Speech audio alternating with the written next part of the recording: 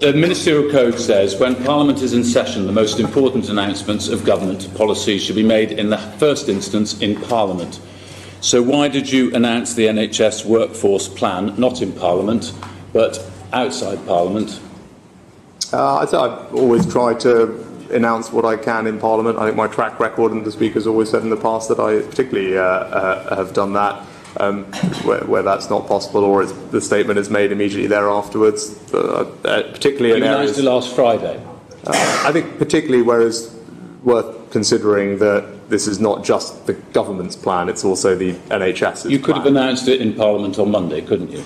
As I said, this involved not just the government, it involved also the NHS, because it was the NHS's long-term workforce plan. The government was pleased to support it and proud to support it, and it's a plan that will do something special for the NHS in this 75th year. The Speaker said yesterday the Prime Minister is a Member of Parliament. He is answerable to the Members of Parliament from all political parties. I have to say that his behaviour was not acceptable. He may be the Prime Minister, but the Members of Parliament should hear first.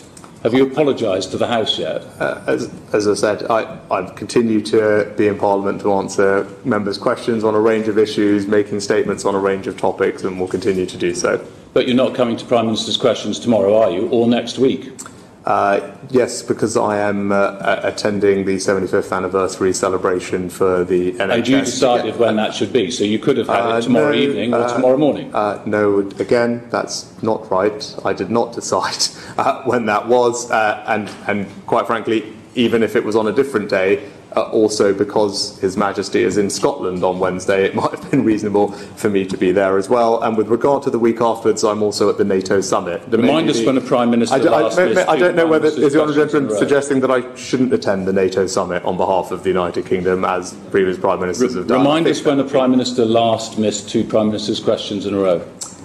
As I said, I don't know, but Yeah. as I said, I think it's important. Is the Honourable Gentleman suggesting that I don't attend the NATO summit, which I'm not in control of the dates of? No, I'm suggesting that you should be attending Prime Minister's questions and not attending the NATO summit. And you should have made the statement to the House of Commons, because your own ministerial code says that that's what you should do. So your view is So you didn't. Your view is that we should not be attending the NHS celebration or the King's coronation celebration in Scotland, or indeed the NATO summit. I mean, that's a perfectly reasonable point of view. Let me ask you a different question. Pointing out the Leader of the Opposition also will be speaking. We're talking about your turning up in Parliament. NHS. We're talking about your respect for Parliament. You didn't turn up for the Owen Paterson votes at all. That's right, isn't it? I can't recall. You didn't turn up for the Boris Johnson votes at all, did you? No, I was at a charity dinner for Jewish care. I think that's some cutting it fine, I would argue, since other members of Parliament who were at the same dinner with you and left after you did manage to get back for the vote. I think, with greatest respect, I think their role and my role at the dinner probably slightly different. You chose not to be there, didn't you? That's twice. On two rule-breaking moments, you chose not to be in Parliament. But yesterday, you opined on the rules of cricket. Take us through that. I chose to fulfil my obligation to an incredible charity for whom that is one of their significant fundraising moments of the year.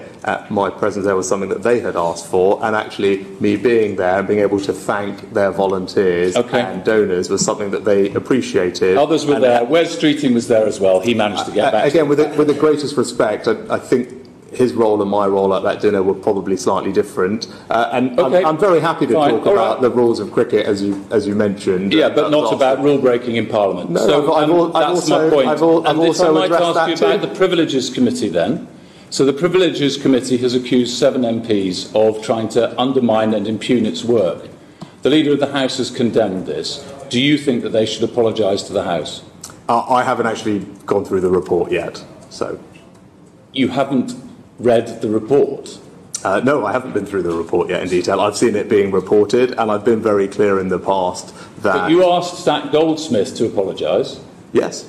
because he's a So minister. you have read it sufficiently to note that Zach Goldsmith should apologise? Yes, I've read the findings report. I haven't read the report from cover to cover, no. But I have read the findings. It's 3 pages long. Right, but I've seen the findings. You know that Zach Goldsmith ought to apologise, but you haven't got an opinion about whether the other 7 should because there's a apologise. difference between Zach Goldsmith's role as a minister, and I think that wasn't consistent with him being a minister, yes. So you have read the report? I have not read every page of the report. Okay. Sorry, which are you talking about? Which reports?